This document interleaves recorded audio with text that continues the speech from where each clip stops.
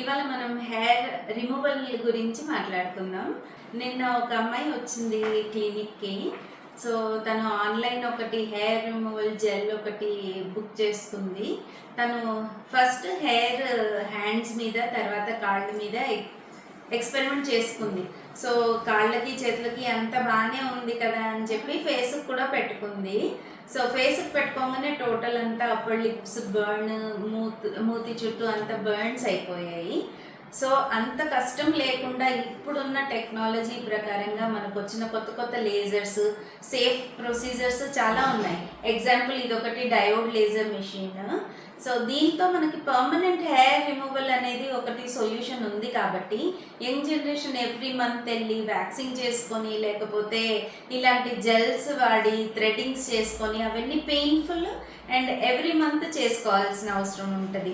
So అలాంటి వాళ్ళ కోసం పర్మనెంట్ హెయిర్ రిమూవల్ అనేది ఇదొకటి సొల్యూషన్ ఉంది. ఇప్పుడు మార్కెట్లో చాలా చోట్ల ఉంది కాబట్టి అవి యూజ్ చేసుకోగలుగుతారు.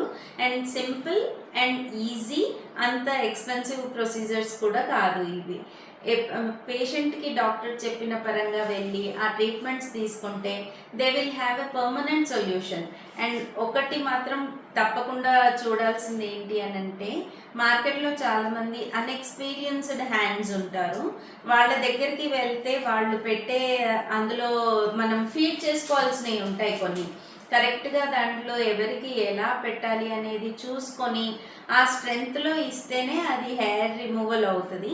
Otherwise there will be rebound effect, ఎక్కువ హెయిర్ గ్రోత్ రావడం కూడా జరిగే అవకాశాలు ఉంది దానివల్ల.